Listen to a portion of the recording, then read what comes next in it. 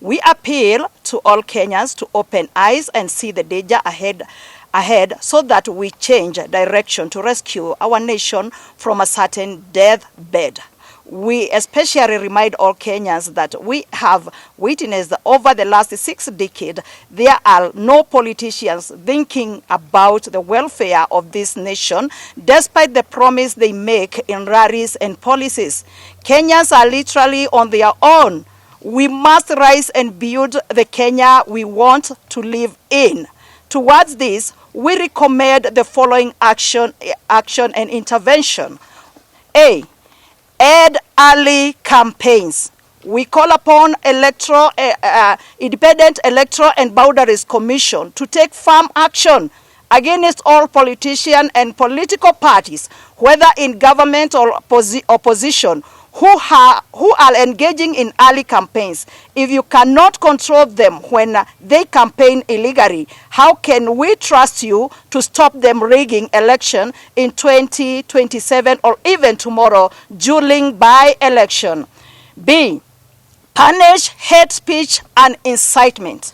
The Bible specifically condemns hate speech and incitement as we read in Proverbs 6:19. We challenge the National Cohesion and Integration Commission, the Kenya National Commission for Human Rights, the Commission and Administration of Justice, the Directorate of Criminal Investigation, and the Director of Public Prosecution to take viable, timely, and punitive action against all politicians who are spewing out hate speech and incitement. If you are too intimidated to do your work, then it's the high time you resign and let someone else take the mandate. C. Protect the pulpit. On our part, we commit to effect the guideline issued by the NCCK Executive Committee on ministering to politicians. Under this guideline, 1. All politicians who attend worship service will be treated the same as the other worshippers. 2. All monetary and material contributions shall be treated as offering and will not be announced or given with ceremony. 3.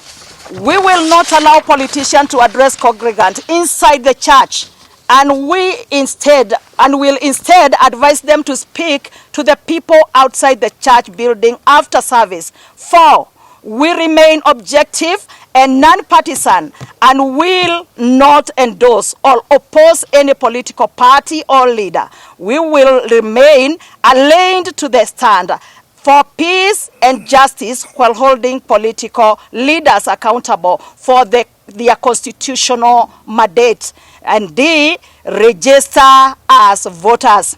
Over the last 2 years, the young people of Kenya who refer themselves as the Gen Zs have spoken, and their message has been heard. We now appeal to all the young people to register as voters so that they can effectively participate in the electoral process as voters and as candidates. We have indeed noted in a survey of our counties, if elections were held today, 83% would not re-elect their members of county assembly.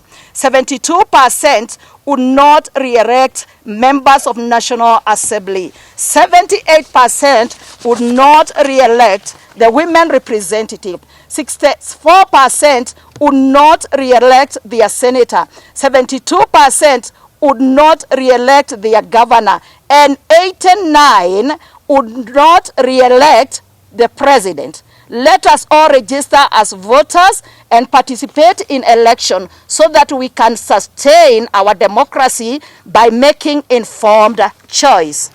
E is a reverse impersonation of the Kenyans. The poverty in Kenya is not sustainable and action must be taken urgently.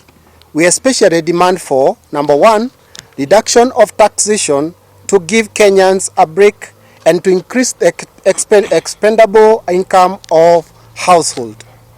2, genuinely punish corruption to cure this disease that is certainly killing Kenya.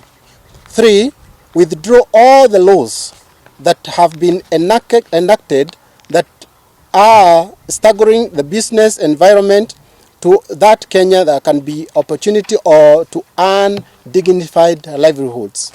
We demand the members of parliament, both in National Assembly and Senate, that the blame for destruction of Kenya through bad laws lies squarely on their shoulders.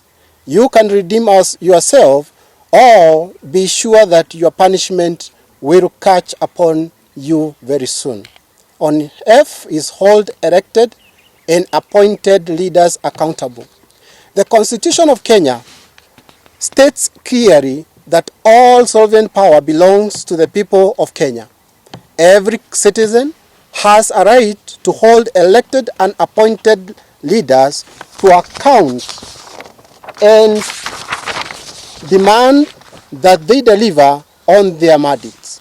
As the people of Kenya, let us raise and open our eyes to realize that political leaders are our servants, not our masters. Let us learn from our Gen Zs who have refused to be intimidated and are standing up for justice and constitutionalism and accountable governance. Indeed, we welcome the Gen Zs to come to and occupy the churches under the NCCK umbrella so that we can together redeem our nation, knowing that the Bible experts, the young and the old, to work shoulder by shoulder, as we read in the 1 John chapter 2 verse 4. I write to you as I quote to you, fathers, because you have known him who is from the beginning. I write to you, young men, because you are young, and the word of God lives in you, and you have become the evil one. In G, we address non-communicable diseases.